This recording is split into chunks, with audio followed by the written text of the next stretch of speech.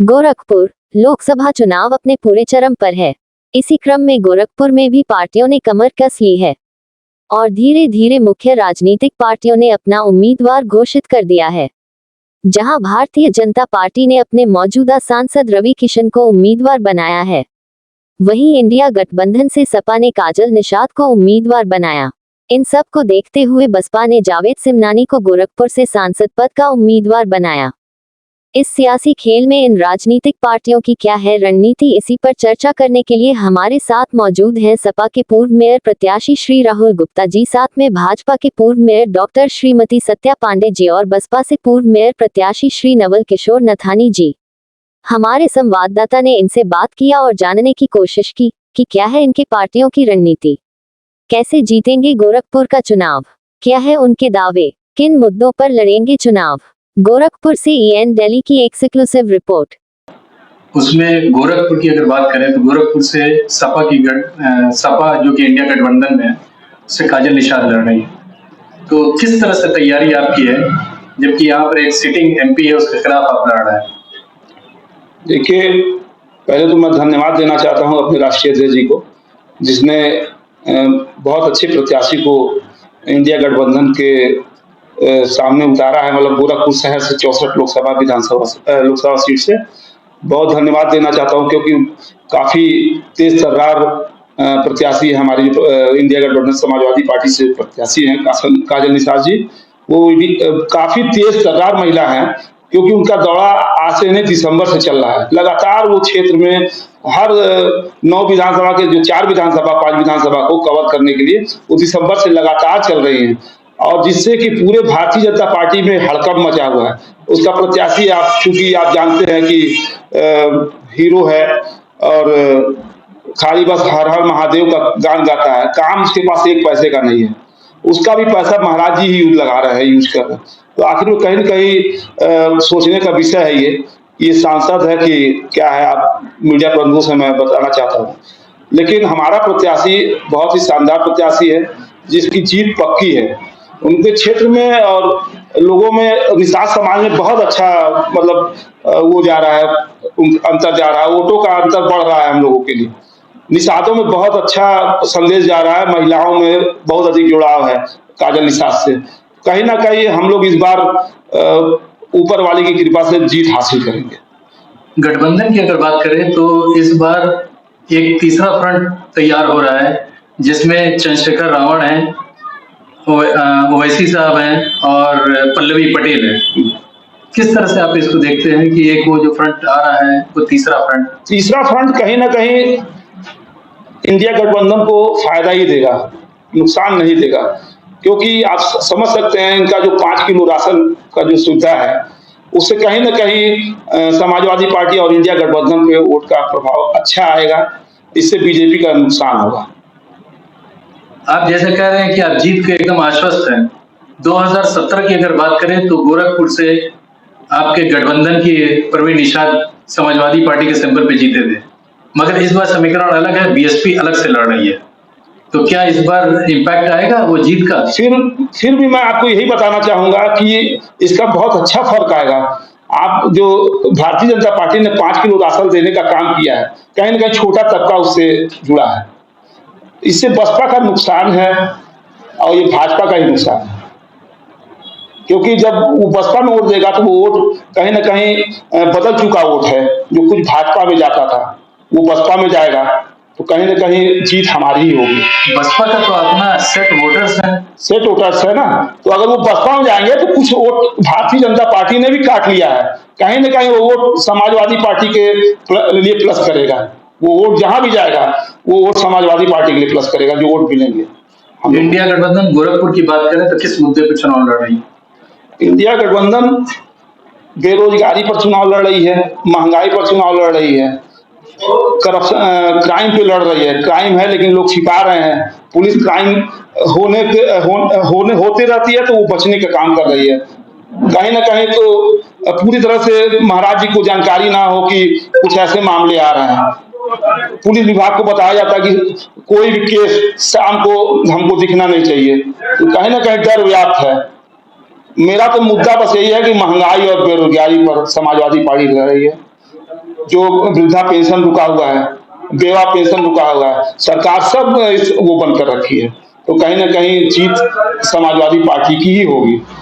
लेकिन गोरखपुर की सीट जो है वो परंपरागत भारतीय जनता पार्टी की रही है एक जमाने से, आप कहाँ देखते? तो आप इसका मतलब आप ये भी तो देखिए, प्रवीण निषाद भी तो जीता, कहीं ना कहीं जनता आक्रोशित थी, बेरोजगार।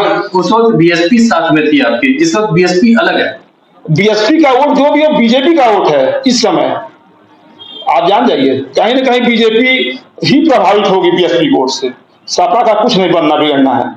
सपा के पास बहुत हमारे निषाद समाज के लोग, माइनॉरिटी के लोग, यादव समाज और कहीं ना कहीं व्यापारी जो बुरी तरह से परेशान है, पीड़ित है, जो दिल से अपनी बात को निकाल नहीं पा रहे हैं, वो इस बार हम लोग को वोट करने जा रहे हैं, इंडिया गठबंधन को वोट करने जा रहे हैं। उत्तर प्रदेश में से 80 में कितनी सीटें?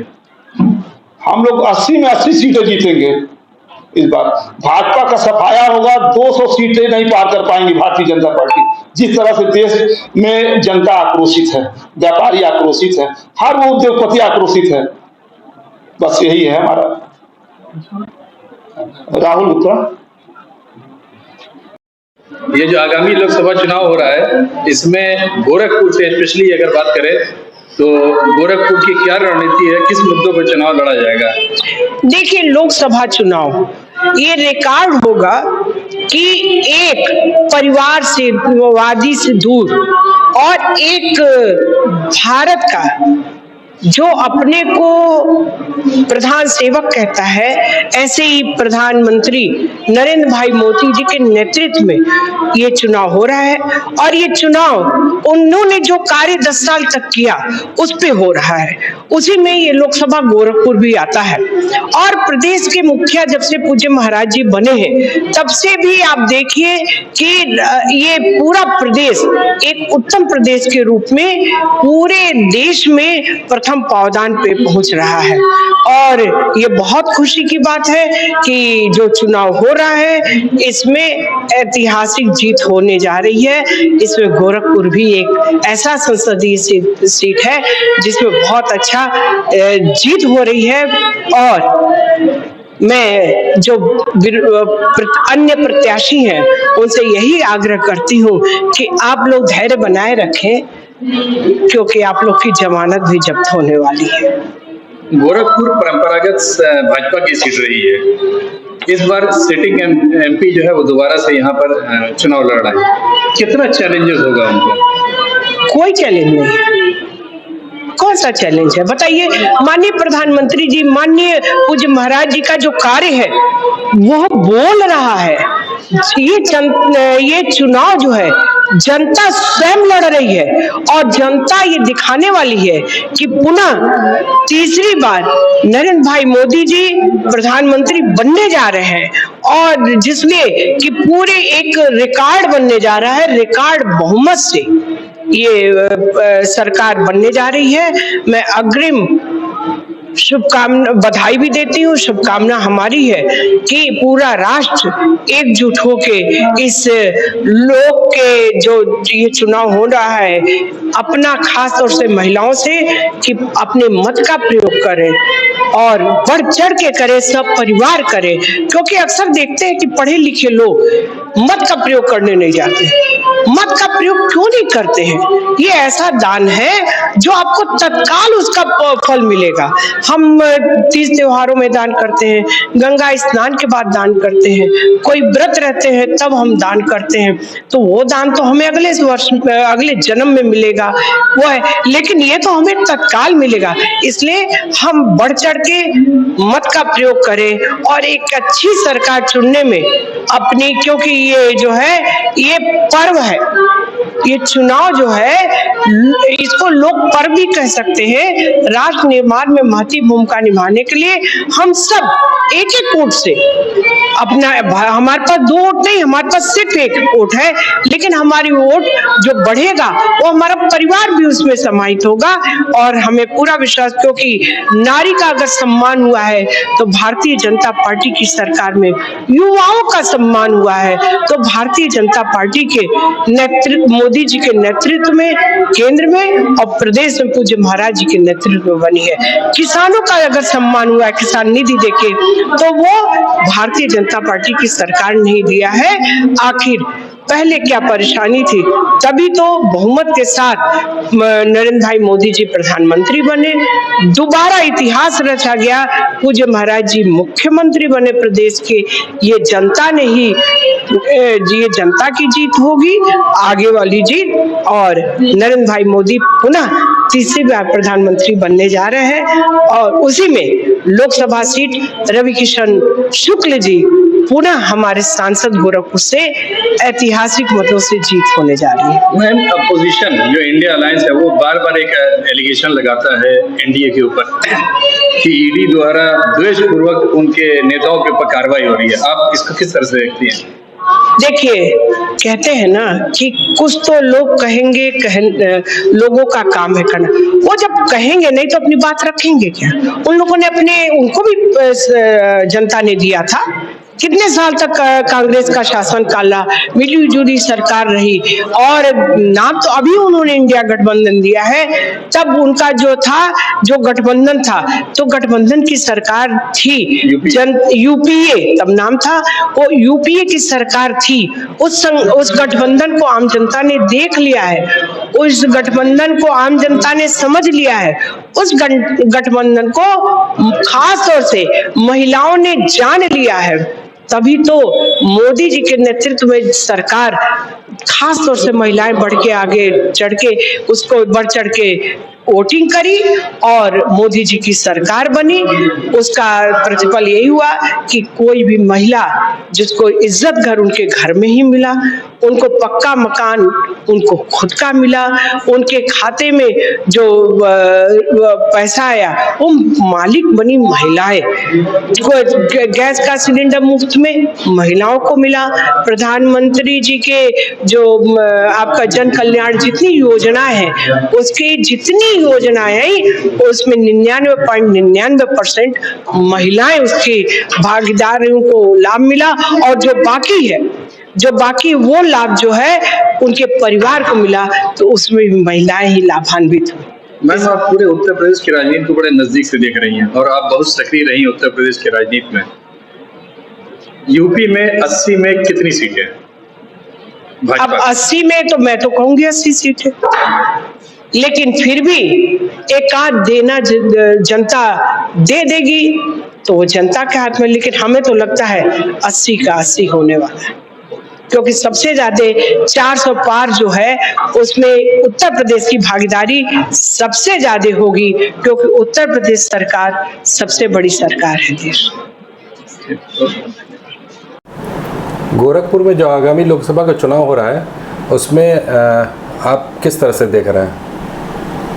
देखिए, गोरखपुर की जो सीट है, निश्चित रूप से ये देखा जाए पूर्व के इतिहास को देखते हुए तो ये मंदिर से कनेक्टेड सीट रही है। लेकिन इस बार जो माहौल है, जनता की जो समस्याएं हैं, जनता जो अपनी समस्याओं को देख रही है, युवा जो अपनी समस्याओं को देख रहा है, महिलाएं अपने किचन को देख रही हैं, छोटे और मझौले व्यापारी अपनी समस्याओं को देख रहे हैं। ऐसे में मतदाता जरूर अपने आप को कहीं न कहीं वोट के दिन उसी प्रत्याशी के पक्ष में वोट डालेगा जिस पर उसका विश्वास जमेगा। गोरखपुर से आपने जावेद सिमनानी उतरे हैं बीएसपी से, क्या ये पोलराइजेशन ऑफ वोट्स नहीं है? नहीं, पोलराइजेशन ऑफ वोट्स कैसे कह सकते हैं? सबको अपना अधिकार मांगने का, अपने नेता से कहने का अधिकार है। कार्यकर्ता को टिकट दिया जाता है। ऐसे में बहुजन समाज पार्टी ने उनको टिकट दिया है, वो बहुत पुराने कार्यकर्ता हैं। इनडायरेक्टली मुस्लिम कैंडिडेट उतारने से बीजेपी को कहीं ना कहीं फ़ायदा तो होगा ही। नहीं, ऐसा आप कैसे कह सकते हैं? अगर यही बात हम आपको दूसरे तरीके से कहें कि बीजेपी के सामने जावेद सिमनानी साहब उतरे हैं, वो अपने वर्ग विशेष का अगर वोट लेते हैं, और बहुजन समाज पार्टी भी सर्व जाति संगम को लेके चली हुई है, जो भी जैसे आप लोग कहते हैं कि उनके बेस वोटर हैं, अगर उस बेस वोटर को और उनके वोटरों को जोड़ दिया जाए तो 35% से ऊपर तो ऐसे ही वोट हो जाएगा। यानी कि चुनाव के दिन तो 35% के ऊपर वो काउंटिंग चालू होगी। ऐसे में क्या हम लोग जो बहुजन समाज पार्टी के कार्यकर्ता हैं और सेवक हैं, क्या हम लोगों की फेस वैल्यू नहीं है? हम लोग भी चुनाव मैदान में जाएंगे, हमारे भी फेस वैल्यू से बहुत लोग मोटिव होंगे, बहन जी के कार्यकाल को देख करके उनको वोट देंगे। तो ऐसे में ये कहना कि भाजपा को लाभ होगा, भाजपा अपनी सीट बचावे, लाभ किसे होगा वो तो समय बताएगा। यहाँ पर जो सीट रही है परंपरागत भाजपा की रही है और रवि किशन यहाँ पे सिटिंग MP हैं, उनके अगेंस्ट में इंडिया गठबंधन ने काजल निषाद जी को उतारा है।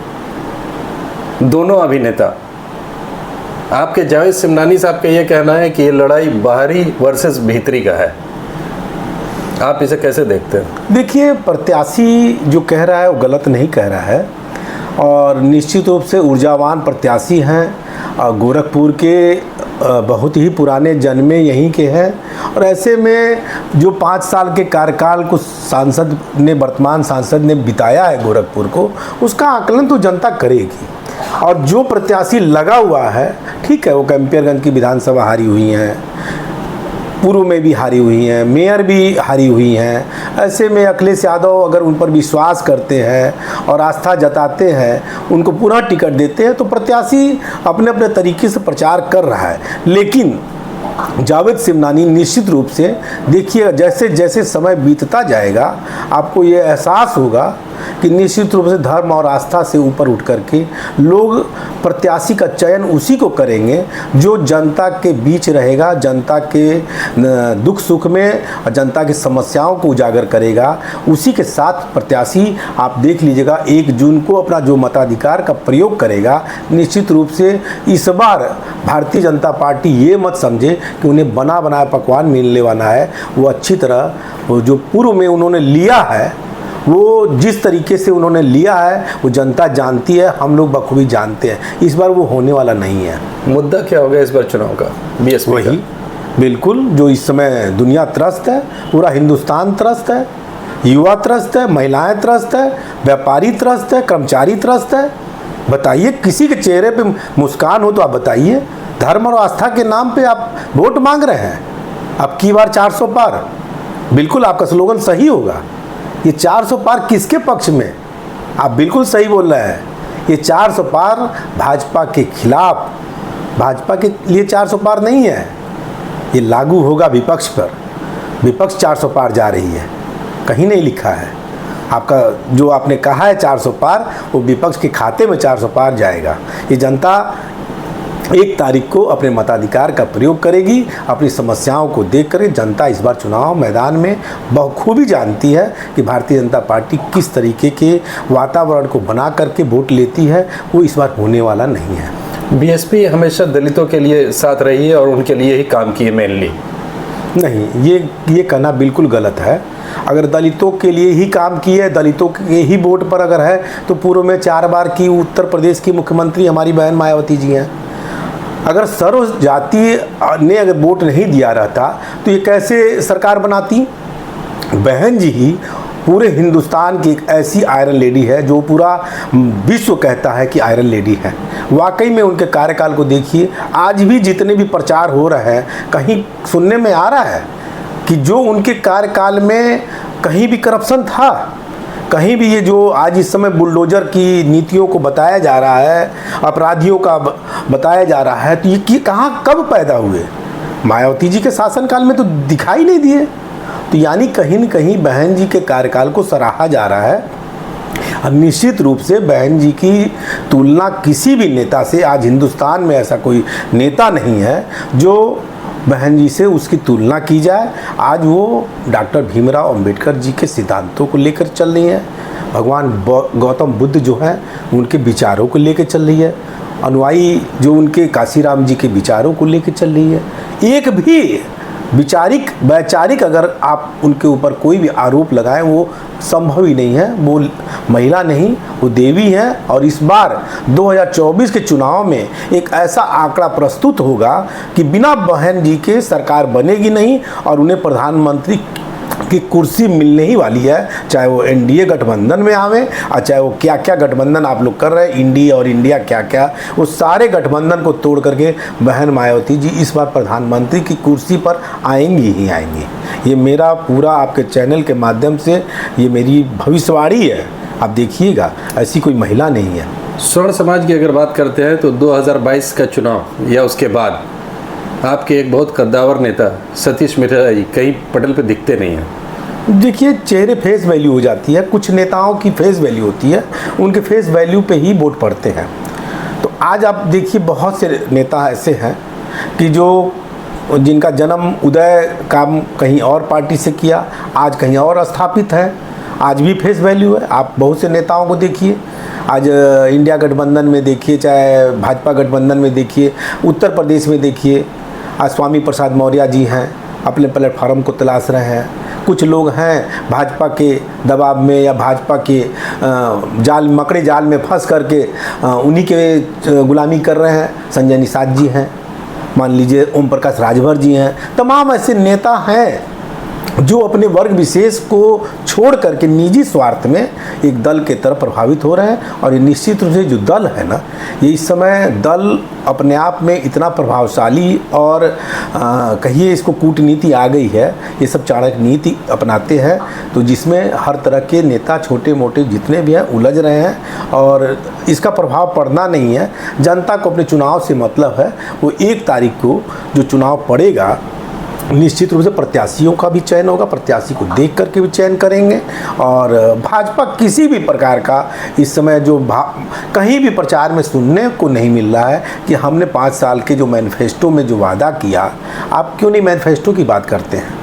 हर चुनाव में आपके मैनिफेस्टो तो आते होंगे, आप अपने मैनिफेस्टो पर तो कहीं बात नहीं कर रहे हैं। नया मैनिफेस्टो निकाल रहे हैं, उस मैनिफेस्टो को देख करके क्या लगता है ये देश का मैनिफेस्टो है जहां 1,75,000 करोड़ रुपए हर माह राजस्व जनता का आता हो।